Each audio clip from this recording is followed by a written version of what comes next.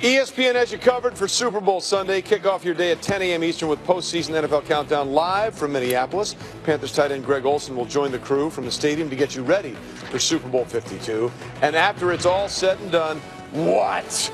Boomer and company live from the field with Steve Young and Randy Moss with all the highlights and post-game interviews on NFL Primetime.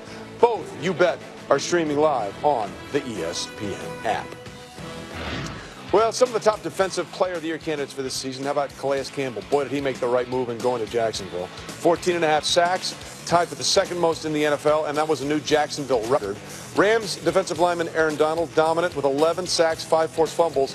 This is from an interior lineman, guys, and held out all of training camp. He's about to get paid as well.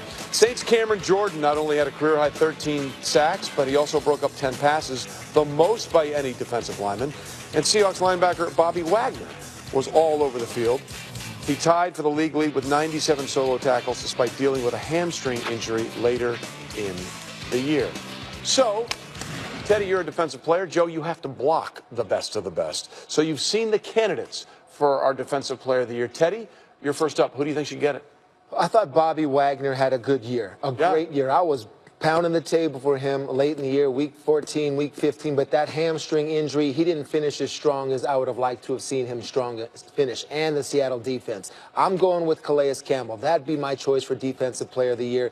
He had the numbers with the sacks like you're talking about, but it's almost like the Jaguars needed this type of leader, this type of player, this type of production to take that next step to be that best defense in the National Football League. I think that the way that he was able to play end, the way that he was able to play tackle, up the middle pocket pressure, he was a difference maker. And for me, I'd go with Calais Campbell. Well, you know, he's from Denver, and free agency last year, he was deciding between going to the Broncos and going to the Jaguars. The way it all turned out, you made the right choice.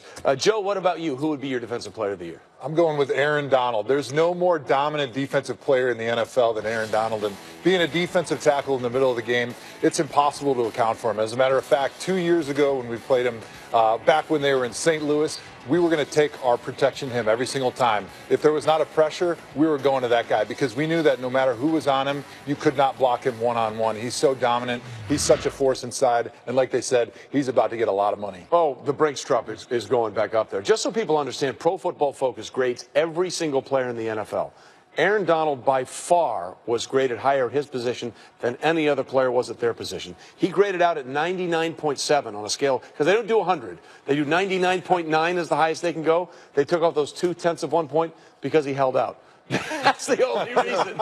That's the only reason. For comparison, Tom Brady got a 95.7 grade, and he could be the MVP. Yeah. That's how dominant Donald is at his position. I think Aaron Donald's the only guy in the NFL as a non-quarterback who should be paid like a quarterback. Yeah, he's a look, and he's not a huge guy. He's 6'1", right around 300 pounds. His leverage is unbelievable. Yes. You know who else's leverage is unbelievable? Well, his information is unbelievable. Adam Schefter. Adam, give me your defensive player of the year.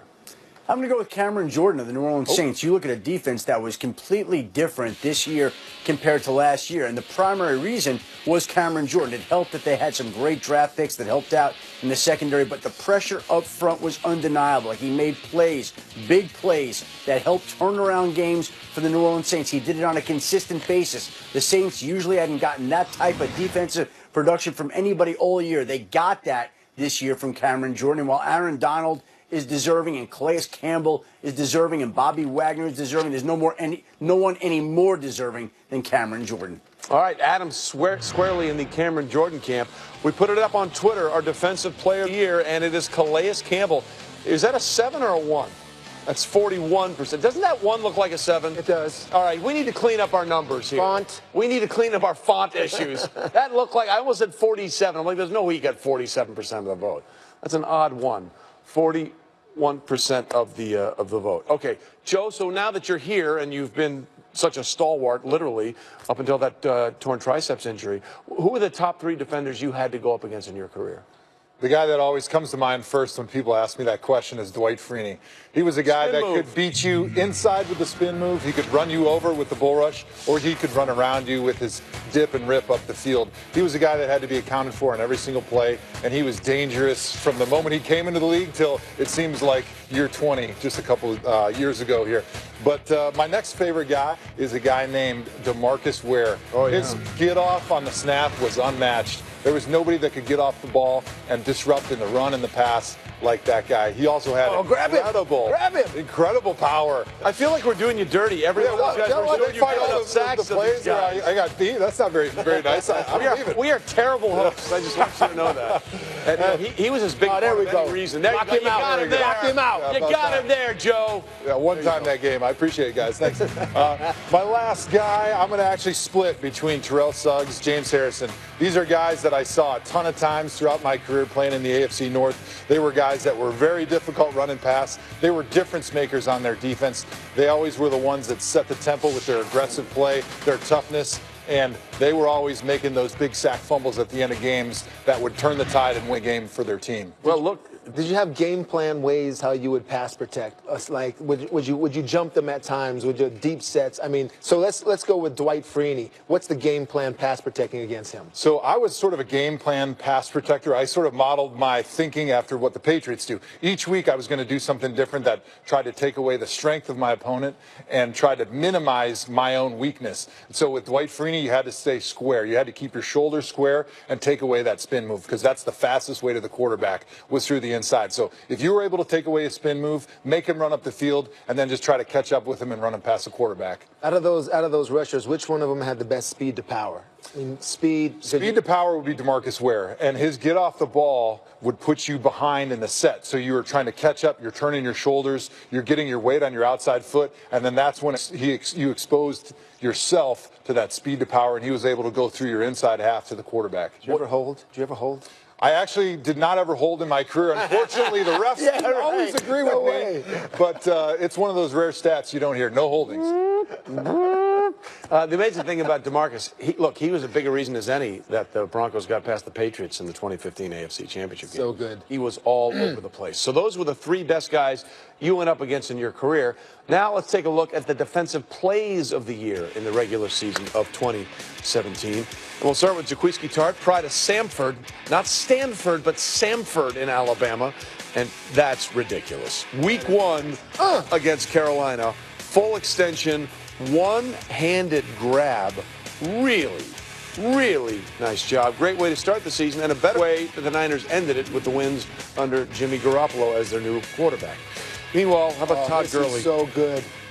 Earl Thomas has done this before. Get out! No, thank you. Don't stick that ball out there like that. That's what happens. That ball Get is some mine. ET. That's exactly right. It would be a touchback. By the way, that rule's got to change, right? Worst rule in football. Thank you. Worst rule. I don't think a defender like Teddy. Yeah, I wonder why. Teddy. Man. Yeah. How about Nevin Lawson? Yeah, sorry, Joe. This is against the Browns. And Deshaun Kaiser makes the throw to Seth, and then Nevin Lawson. Whoa! Just hits him, strips him, and takes it back. That was that crazy game where you guys had that sequence at the end of the half, and that was a tough loss. We're just rubbing salt in the wounds right now. I apologize. How many career tackles do you have? We got to check that. Stats! The one thing Joe Thomas has not done great in his career, he doesn't have 1 million tackles. We got to get up on his tackles. Great celebration there by Nevin Lawson. That was crazy how that one ended at the end of the half. All right, then your guy, Teddy, week 12, Bobby Wagner. Yes. That's an amazing play. That's an amazing play. He was ruled down by contact, but still, just to take that. That's almost like Miles Jack on Deion Lewis. He just took it away from him. Very similar. All the way down to the ground. If that ball's a little loose, you keep pulling. Sometimes it ends up right in your lap like that. And that one did just that. So, how about Deion Jones? Saints? Yes. Thursday night game. Looks like they're going for the game-winning score. No, sir. By the way, he stuck the landing, and that had to hurt. Don't try me, Drew Brees. Don't do it. Don't try me. Don't do it. The Falcons would seal the win, but they would meet 2 weeks later. It's like a 40-inch vertical right there. Yep. And the rematch. Here we go. Marshawn Lattimore. Boy, did the Saints hit it out of the ballpark with their first 4 picks in the draft. We have the butt fumble. That's the butt pick right there. The butt interception. Stoink. Right there. Right there. Just nicely done. By the way, their And first. he got it. Yeah. His teammates didn't get it. He got it. That's the amazing thing. That's the amazing thing about it. By the way, the first 4 draft picks for the New Orleans Saints. Ryan Ramczyk didn't miss a single snap.